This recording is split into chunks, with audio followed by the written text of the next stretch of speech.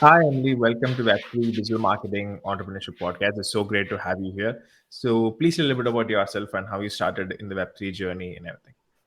Hello, it's so nice to be here too. Thank you for inviting me. So I'm Emily Rose Delara. I help overworked, overwhelmed leaders and founders in the Web3 space to beat their imposter syndrome and live a more balanced and healthy life, basically. So I have been in the Web3 space for 7 years. I was a marketing director for all of those 7 years, and then last year I pivoted to coaching the people in the space because I realized that there's a lot of self-doubt, a lot of negative self-talk, there's a lot of imposter syndrome, and there's a lot of fear. And so I want to help the people who are working in this industry to work through that. And obviously, my 7 years as a marketing leader in this space really Mhm. contributes towards that. Got it. So, before going into the entire recording, I have to ask you, how's the sound booth coming along? Oh my God, it's amazing. It's so cool. I need to send a picture to you. It's just next to me, but I can't turn the camera around. It's really good. It's massive. It's much bigger than I thought it would be because the plans changed. But the inside's not finished yet. So the outside's all built, and then we're Mhm. just going to do all the installation inside, and it's going to look very slick. Great. I think you have a whole army working in this. I saw this video that everyone was working, Mhm. watching the videos and everything. Oh yeah, I'm just watching and commenting like, "Are you sure that should go there? Maybe I should move that there." Like, I'm really rubbish. It's my fiance and our neighbor downstairs. Actually, they like to Wow. do stuff like this. Interesting, interesting. Well, I hope that it comes really great. And next time, if you're Thank ever, you. doing this recording, I hope to see you there in that sound booth. Yes, I can't wait. I'm gonna start doing video. I don't Hmm. do video yet, so because I don't like the background and I just want it to be super. I hate my face when I'm talking, so I'm like, oh, in the sound booth, it's going to look a bit better lighting, everything. Hmm. Got it. Got it. Awesome. So, the one thing I just want to touch upon is that I think you have worked as in the, in the space of marketing in Bitcoin.com and, in all the major places you have worked on. So I'm Hmm. actually working in a blockchain based company. So I know how it is to, work in that. At first time, it was really hard to grasp the ideas, what is this, what is that? It was pretty hard. But later Hmm. on, it got caught on. So I just want to know if, my audience, sometimes they just want to career change or something to this Web3 space since it's just growing right now. What would you want to say to them, from your experience in working this place? Do you have any thoughts for that? So when I first entered the blockchain space, well, it was crypto back then and blockchain, there was nothing to help me understand where to start, right? So the only thing that I learned from was when I was at bitcoin.com, they had the podcast and they had the news desk. So that was a great resource to learn from. But apart from Reddit and Block Geeks, there was nothing else. And it was Hmm. all very technical. And the people who were in crypto were very ideological, cypherpunks, crypto people. So there was nobody who was like willing to share much because they all thought everybody should just understand it, right? So I had to learn myself. But now we're very fortunate to have a lot of resources available to us. And I work with, well, I don't work with her, but she's my partner in crime, Regan. Regan Alls. She has a ton of resources to help people transition from Web 2 to Web 3. Hmm. She's got this great big free resource on Notion that basically helps you to understand like where should you be looking, what skill sets do you need, what fits in Web 3, that kind of thing. So looking for those kind of resources are really handy. God. So, as a marketing perspective, do you need this coding skills in Web3? So, to manage. Coding, Yeah, like because Web3 no. has solidity and a lot of things are there. It's just my understanding is that one thing that you mentioned, back in those days you didn't have that much resources, but even Hmm. now you have a lot of resources, but it's really hard to identify which is actually true. Like you Hmm. have multiple people saying multiple things, crypto gurus or blockchain gurus are there. Hmm. So a marketing person trying to enter into Web3 marketing, does he need coding or do you have any, like, pathway to do that? Yeah, no, you don't need to know anything in terms of technicalities. So if you want to market in the Web 3 space, all Mhm. you need is your Web 2 foundational marketing knowledge and skills. Mhm. Actually, previously, I wouldn't have suggested entering the space without Web 3 knowledge or crypto knowledge because it was too difficult to learn and keep up. But now we have so many resources available, we Mm-hmm. actually are going backwards. So when I was leading the last fund that I was working with, we were hiring Web2 people without Web3 knowledge because they brought a new perspective and they had foundational marketing knowledge that the Web3 people did not necessarily have. Mm-hmm. So that's all you need. You just need your Web2 marketing knowledge.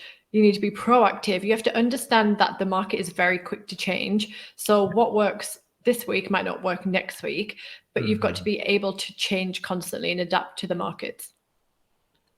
That makes sense. And I think, you know, one point you mentioned is that the change happening very quickly. In Web2 space, it wasn't that much because I think still there is like, you know, a stagnant methodology. Like Yeah.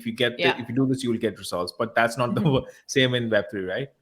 No, it's very much testing mindset. So, for example, when I was working, I used to get brought into the exchanges to fix specific problems. So, I used to go in to fix their onboarding flow for deposits because they were getting lots of signups, but then they were not converted to deposits, which was their action that they wanted to get to make money, right? And so, I used to come in with my Web2 brain, like, okay, so what part of this onboarding user journey is going to help this person, what part of this onboarding or user journey is broken? Why are we not seeing deposits? And so being able to test and like have a testing mindset, like, okay, so if I change this in the onboarding journey, it might work. This is what I think might work, might not work, right? But always having that testing mindset means you can, one, justify what you're doing. It's just a test. We're just going to see if it works or not. And two, you don't get stuck in the weeds. Like you don't get stuck doing one thing. You're like, okay, it's a test. Let's move quickly. Let's see if it works. If it does, let's keep doing it. If it doesn't, let's move to the next thing. It keeps you moving. Yeah, I think that makes more sense because, you know, when I was working in this marketing space in my blockchain company, at first I started with, you know, learning about blockchain. Then I was like, okay, blockchain is good. You know, a lot of different blockchains are there, the TPS, everything was there. Then slowly this new trend of, you know, metaverse came in and everyone was jumping there. And then slowly this new trend of Web3 came in and everyone was jumping there. So like with that, you know, probably 4 to 6 months of that period, like everything shifts. And I think with Web3, a lot of technologies are being started as a trading, you know, kind of a style, and then it ends up in technology. Same has been happening in the NFT space as well, right? Like recently, they Yeah. got like 80% down in sales, but still Porsche has just released this NFT. A lot of companies are doing that. Do you think the same will happen in the later trends as well? Yeah, everything's cyclical in our industry. So when I first entered, it was just crypto. We didn't have DeFi, no NFTs, we didn't have metaverse. Well, I mean, the idea of metaverse has been around for many, many years, right? It's not a new concept. It's just it wasn't realized yet. But we just had trading, exchanges, hot wallets. We had lots of wallet companies at the time. And we were heavily, like what we did was heavily dictated by the market movements. Whereas now, I think it's easier to separate crypto as its own category. And unless you've got all of your holdings in ETH or Bitcoin, right, you're pretty protected by the market swings. Yeah, that makes sense. So, you know, in one of your posts, you mentioned that there's a transition from Web 2 to Web 2.5. Now, is there a thing like that, Web 2.5? Yeah, I've just built a Web 2.5 product. And the reason it's a marketing term, right? It's not an actual thing. It's basically the idea that this product is basically become Web3 ready. So it's a problem that can be solved in the Web2 world, but it's solved better by Web3 technology. That's the idea. So a Web 2.5 solution, if I can give you an easy example, would be having single sign-on or social sign-on for a wallet. That would be Web 2.5 and not having it completely decentralized.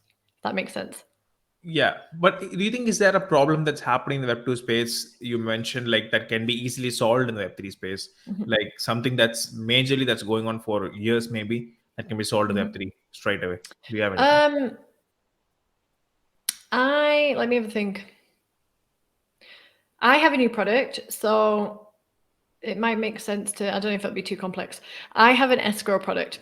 So basically, if you're getting paid in crypto, there are many challenges that come with it. Number one, if you're working with a project that does not have a registered jurisdiction where you are, or in Europe or America, then you're not really protected in any way, right? So that contract means nothing. Two, it's incredibly difficult to get paid if you're a contractor. People don't follow up on invoices, they don't pay you, or they don't pay what you're meant to get paid. And they also don't consider fees and conversion rates. So you actually don't get paid what you invoiced. Many different problems. So I created a USDC escrow solution where if you get paid in USDC, it gets locked into an escrow smart contract with legal wrappers. And then when the deliverables are uploaded, then it's released. That solves the problem of getting paid in crypto on time. Interesting. But there's no Web2 product like that. I mean, there is. No, there is. There's escrow solutions. Escrow is a big deal. Like, so, if you buy a house, everything goes into escrow. Yeah. But it's fiat only, and it's very merchant based. It's not really transaction based. Fiverr, they have an inbuilt escrow, but everybody in Web3 is not necessarily everybody on Fiverr, right? Especially people who are senior like me, and I'm on advisory boards, like I'm on 2 advisory boards. If I want to get paid in crypto, or if I have token equity, how am I going to put that into escrow and have it automatically either paid out or whatever I want to do with it? I also added in a legal wrapper on the smart contract. So if there is any problems, it can get taken to our third-party dispute resolution. So that's, obviously it's my own product because I'm biased, but that's a really good example of Web 2.5. It's easy. It's if people come to Web 3 from Web 2 and it's their first time getting paid in crypto, they have no idea what to do. They don't know where to invoice. They don't know if they're going to get paid, all that kind of stuff. So it's relevant to these people. And so we've got a very, very good UX, like a really good user flow, because of all the experience that I've pulled from working with the big exchanges and the DeFi space and funds, I made it my mission to make it as seamless as possible. So that's where the Web 2.5 comes in. Does it make sense? It does, but that's just one catch, actually. I think some of my audience, this is something that a lot of people ask me, like, what does it work in the crypto space or whatever? So to be honest, I have not directly dealt with any crypto space whatsoever. Like, for example, in the trading space, I've done NFTs and everything, because NFTs, I think, it's kind of a little bit easier, but and people are kind of charging with the credit cards even. So I really want to buy crypto. But the issue is, in my country, there's like a ton of regulations for it. Sometimes you just, you don't know what happens. Sometimes your money goes away, sometimes it's there. And the people's mentality will probably is that crypto is kind of another word for scam. That's the major thing that happened. And recently I saw in news that there's a NFT person that just got ripped off of $1.2 million or something with the scams or whatever. There's lots of scams. Yeah. So do you want to tell to someone that they really want to enter the crypto space and then, do NFTs or DeFi or whatever, like how much is a good opportunity, but to be aware as well? Do you have any points for that? Yeah. So if are we talking about investment and how to invest in crypto, basically? Okay. Yeah. So I've been an investor for all the 7 years that I was in crypto.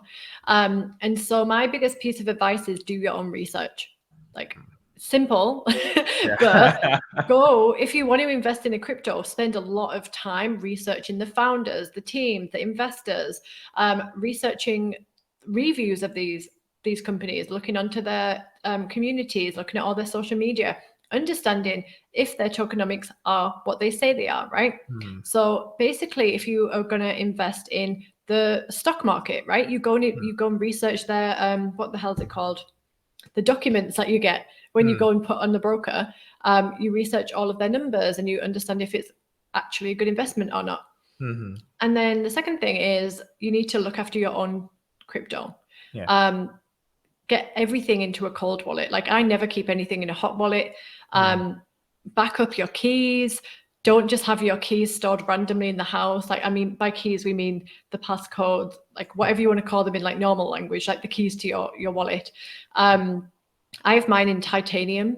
I'm a bit OTT. But you can get all sorts of safety measures, but you have to look after it yourself. And never storing it on an exchange, never storing it in something like DeFi protocol, that kind of thing.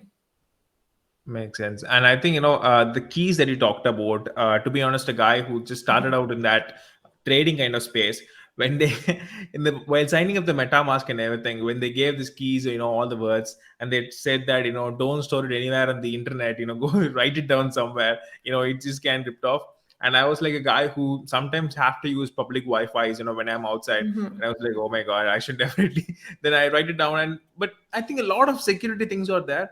And I think people have to understand that this is not a new stuff that's happening in this world, like this ripping apart or scamming part. It's been happening in way, like, this, Oh, like, yeah. yeah. Like, the thing is, have you heard of the missing crypto queen? No, actually. Okay, this woman is like, well, she's missing, right? Over the last, I think it's 5 years or something, and she did the biggest scamming crypto of all time called OneCoin, and it's huge. It's like massive news. She's like on the FBI list and everything. So I think people got really hurt early on in these kind of scams, but then we have scams with insurance, we have scams with the tech companies, we have scams with traditional finance. So it's not new. It's just human nature, right? People Yeah. are awful. And people are constantly trying to find more advanced scams that they can do.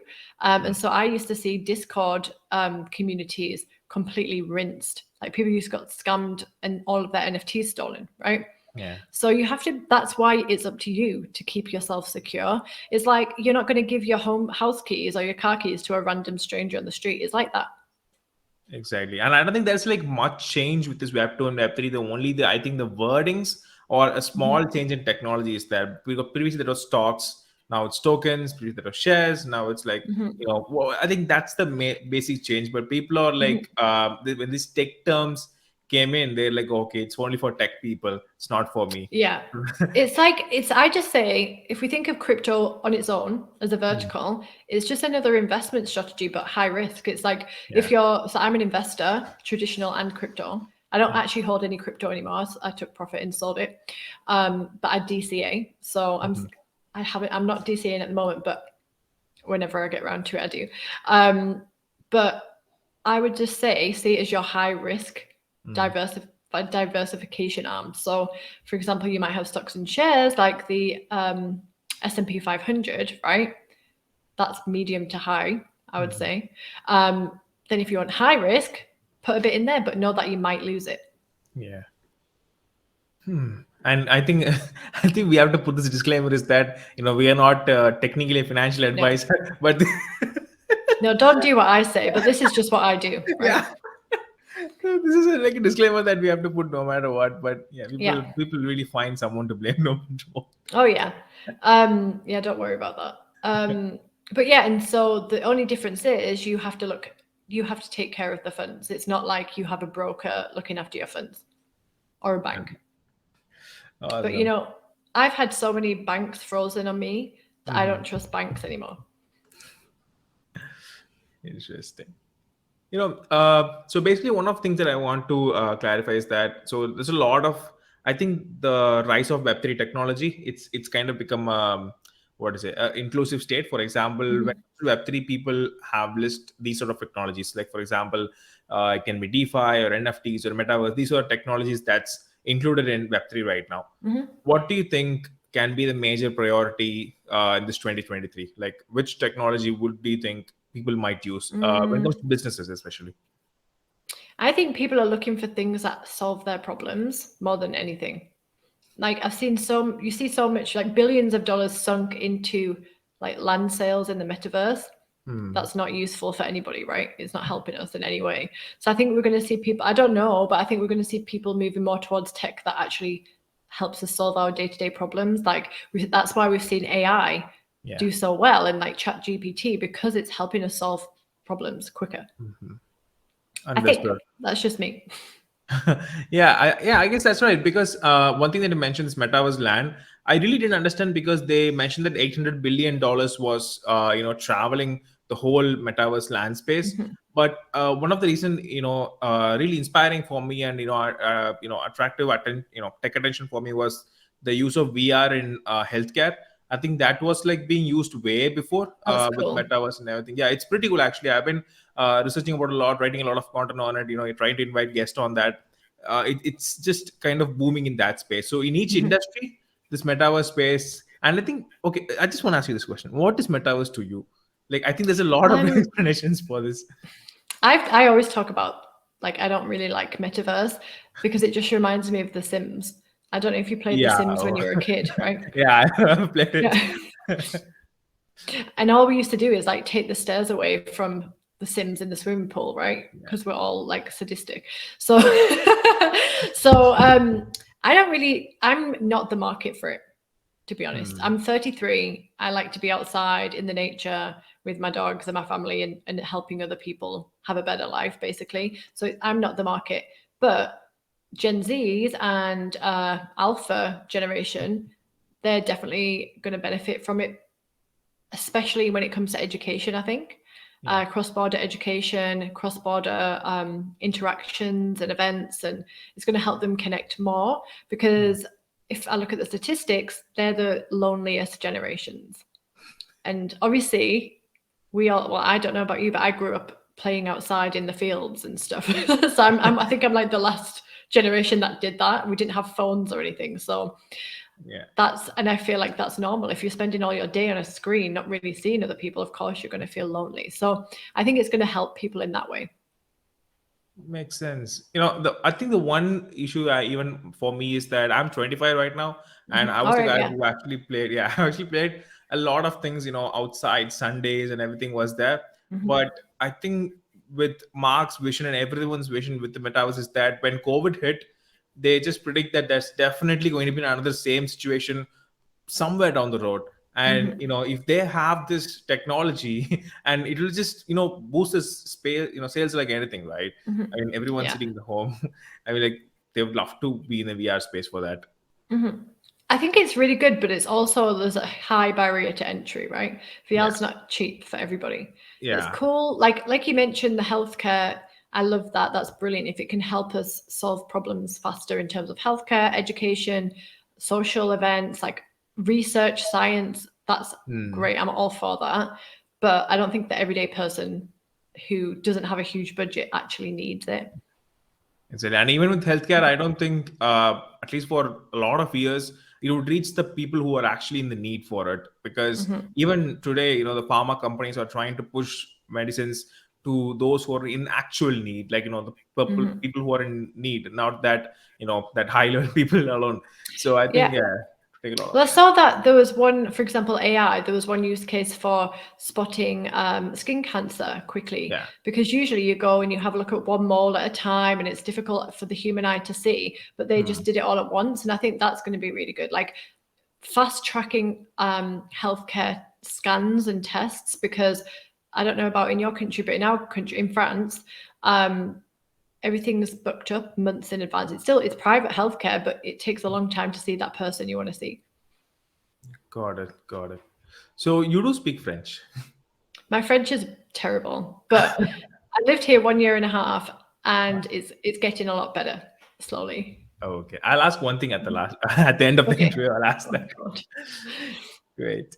So let's comment on just a few topics that I want to touch upon, with regarding this is that this marketing in Web2 has been all about, Instagram, Facebook, and everything was there. What do you think is going to be different for marketing in Web3? Do you think like people would be having domains, like .xyz would be ranking more in Google, or is it like, they would have a separate browser for just for the Web3 people, Mm. or, a change in data, or what do I you think? think it's just going to be upgraded, and the way. So at the moment, lots of people have asked me this. So the way we interact is going to change, but Hmm. the foundations stay the same. So, for example, and it all depends on generations and segments, right? So, for example, if you're marketing to me, like 30 plus, who are already in senior positions and or maybe have their own business or whatever, we're used to consuming content in a certain way. So, email lists, push notifications, articles, and videos. Hmm. That's going to be difficult to change for us, right? But if you're targeting the Gen Zs, they love to be on not necessarily Discord, but community groups like this. They like to discuss. And like when I was younger, we used to use it's no different to us being on chat rooms when we were younger. Like MSN is literally just an upgrade. And the only real difference is like you need to get really clear on your product marketing. Like Web3 has got a real product marketing issue. It's got a real UX issue. And I have no idea why, but it's kind of an afterthought. That's where the Web2 marketers can really add value. Ads don't work the same. You need to be very, very skilled when it comes to ads. Like you've probably talked about this. SEO is huge. We need better SEO in this space. People don't focus enough. What you see is a lot of people focused on building communities, creating, I don't know, metaverse spaces, doing Twitter spaces, but actually these are outdated now. They used to work in the crypto IEO phase, where we had to build speculation and increase the token price. They don't work anymore. We need to go back to the basics. And I think this year is really us like actually realizing this, that we need to stick to what we know, and we just need to understand what the updates are. So for example, there's a course that my partner in crime Regan's done called The Power of Web3 Marketing. And I'm a coach in that course, and I speak about leadership, how to understand who to hire for your marketing team in Web3, how to set them their KPIs, how to run their reports, all that kind of stuff, how to be a good leader in Web3. I discuss all that. And in that course, she really touches on like what you need to do to level up to be a better Web3 marketer, even if you've never worked in Web3 before. So if anyone's listening, I'll give you a discount. I think I've got a code that like gives you $150 off or something. But follow Regan because she makes loads of great content on like Web2 marketers coming to Web3, and she also like does a lot of one-to-one coaching as well. Got it. But I think one major transition, as you mentioned, is that there's not going to be much difference. People need to do what they've done before, but just in a different manner or in a platform, I guess. Yeah, it's just understanding the platforms that work, the content that works, understanding where we've upgraded the technology, understanding where to build communities, what kind of people do you need on the team? That's a big problem. Like people don't know who to hire. You don't need like a full-time marketing manager a lot of the time. You need part-time people who can give you really good results in a shorter period of time. But why do you think the communities came very much important in the Web3 especially? I don't think in Web2 there were like Facebook pages was there, and Reddit groups was there. It was the word for community was not arriving until I think Web3 has become much popular. I just think it was always there. We've just put a name on it. Like it's true. Like when you're, for example, a marketer in the Web2 space, you build your own, like you said, private Facebook groups, you build your email following, you build, I don't know, WhatsApp groups and stuff. You used to do all that. It's just the same. It's just we put a name on it and we heavily focused on it. And I think it came from the start of crypto, which was Reddit. Reddit was where all the crypto talk was. It wasn't anywhere else. So that's just where people are used to talking in like a group, so they can get immediate feedback. I'm still afraid of Reddit because there's a lot of saying that Reddit is only for intelligent people. And whenever I go inside, I'm like, whenever someone's talking, even some, rubbish things, someone talks, I feel like, okay, that guy knows way more stuff than me. I'm not even eligible to reply to that comment right now. I don't know why. Is this true? Actually, I've seen a lot of comments like that. Is it true, or is it like? I think that's your own self-doubt. I think that's you not believing in yourself. Like we all have our own value that we can bring to the table. One guy might be super intellectual, but you might have had a real life experience that you can bring to the table. Got it. I'm getting to Reddit again. Oh yeah, Reddit's, I don't do Reddit anymore. I used to when I was at bitcoin.com because that was literally the marketing strategy. Nice. So is it morning or evening there? What time is it? It's 5 p.m. So not too far behind you. Okay. So this is a question I always ask my guests out of the box. So who was actually the last person that you made smile today? Oh, I love this question. So nice. One of my coaching clients. That was one of my last calls. Amazing. So would you care to tell a little bit about your coaching business? I mean, what do you do and, things that you do? Yeah, so basically, I help a lot of women, but some men as well, through real big issues when they're working in the space. So because the industry is so like a roller coaster, it's up and down all the time. As a leader or founder or someone in a senior position, it's difficult to stay on top of your health, your sleep, your self-doubt, imposter syndrome, and it ends up with lots of burnout and feeling completely overwhelmed. So when other people do put stuff on your plate, you literally don't know what to do anymore. You're stuck. And so lots of women come to me and they say, like, how can I organize my life better? How can I get results in my business? I've got imposter syndrome. Like, how can I get this out of the way so I can continue to work towards my goals? Or maybe I don't know how to prioritize. There's loads of like pain points that they come up with. A lot of them is they're stuck in a role that they don't really like and they're stressed to death, and they get anxiety when they get like a Slack notification, right? Those kind of things. So I work with these kind of people, and we do like 3 to 6 months one-on-one sessions. And in those sessions, we work through limiting beliefs. We work through what's holding them back. We work through mindset shifts. We put together big plans. So they tell me what they want to achieve. We get really, really detailed, and we put together an action plan. So yeah, it's really fun. I love doing it because I get to meet amazing women and they get huge results. Awesome. I think, one point you mentioned the Slack notification anxiety. I think that's for everyone for sure. Yeah, it's a Yeah. pretty, But it's like we tackle why does that happen? Like, what yeah. is it that's making you feel anxious? And it's usually to do with fear and like being without something or being without a job or worrying what people think. And we all get down to the core problem. Got it. Got it. Awesome. So, Emily, we talked a lot of things. It's been really amazing to have you here. And tables turned right now before going to the final question of the French stuff. Is there Oh anything God. else that you want to ask me? Yeah. So what? So for the podcast, what are you focusing mostly on? Like, what are the listeners learning from you the most? So I'm trying to include this Web3 and marketing aspect, two of them same. So I've had a 4 to 5 marketing related guests, someone who talks about SEO, the basics, something that's already been there, and someone who want to learn. Because in my college, it's not a very top tier college, but I was a guy who was so much interested in marketing, and I even taught a few classes, in my That's session itself. brilliant. Yeah. So a few students of there, they called me up and saying, I want to start this career in digital marketing and I don't know where to start. So I was like saying them do this and do that. So I thought, okay, I'm saying it, but I would really love if someone else also says that. So some experts who has been down the road for 10 years, so I bring them in. Amazing. Yeah. And then with Web3, I think it's one of my major interests right now. I'm just trying to explore the metaverse. Not trying to catch on to the early bird stuff, but it's kind of like, okay, let's see where it takes down. And no, I really like the games. I always Yeah. wish that GTA 5, that online mode can create their own metaverse. I mean, like Rockstar Games did that. Everyone, That's cool. everyone Yeah. is like there.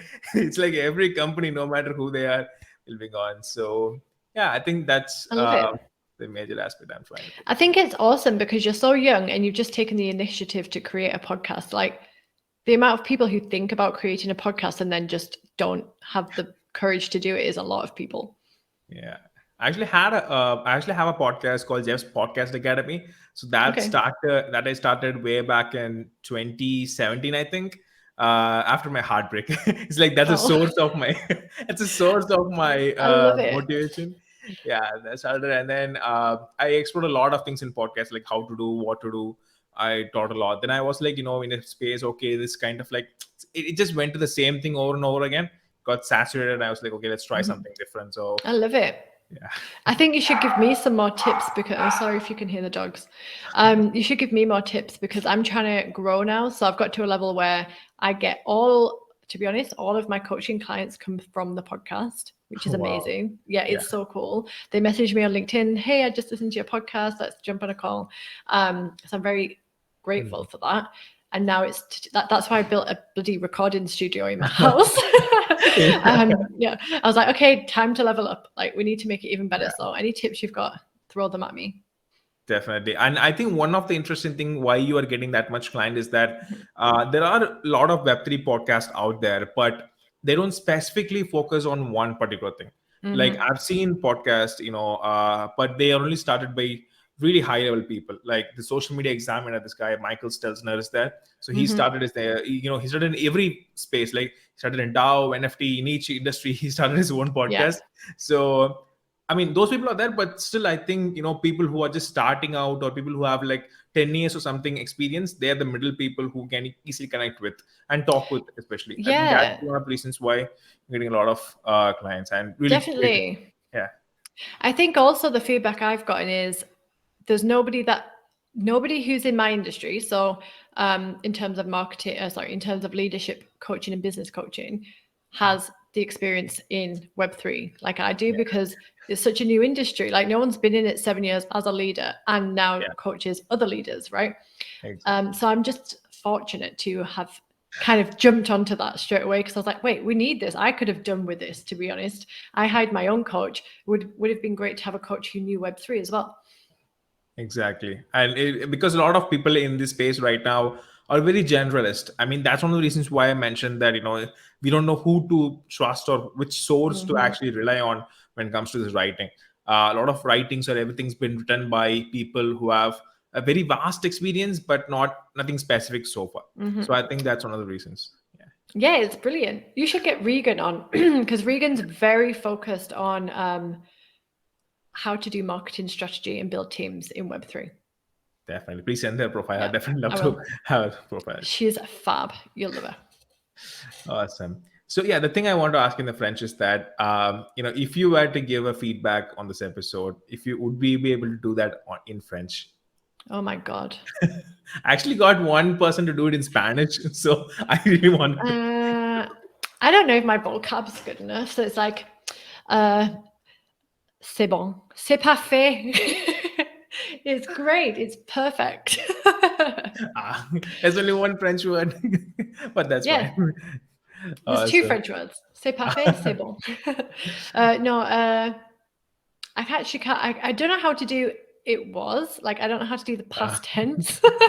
I can ask for all the things when I go to the grocery store. I can ask for everything at the market. I can go to the beauty salon and tell them that I've got a reservation for my nails. Yeah. That's about it. Slowly. I just don't have, I mean, not having time is an excuse, right? But Yeah. I don't know where to fit it in. Like, I literally plan my weeks every Sunday night, and I'm just like, I don't know where to fit this in, literally. So let's see. Wow. But thanks, Jennifer, for that. That's really great. Thank you. So cool. So Emily, if people want to find you and then your services and your coaching and stuff, it would be great to hear that. Yes, so you can find me at Web3 and Thrive. So Web3 and Thrive, THRIVE.com. That's a website. It's got all my services on there. Podcast is Web3 and Thrive on Spotify, Apple, Google, wherever you get your podcasts. And I'm always on LinkedIn's my biggest channel. So always on LinkedIn, you can follow me, Emily Dallara, DALLARA. And I also have, with Regan, a LinkedIn Live at 12 p.m. CET on Tuesdays.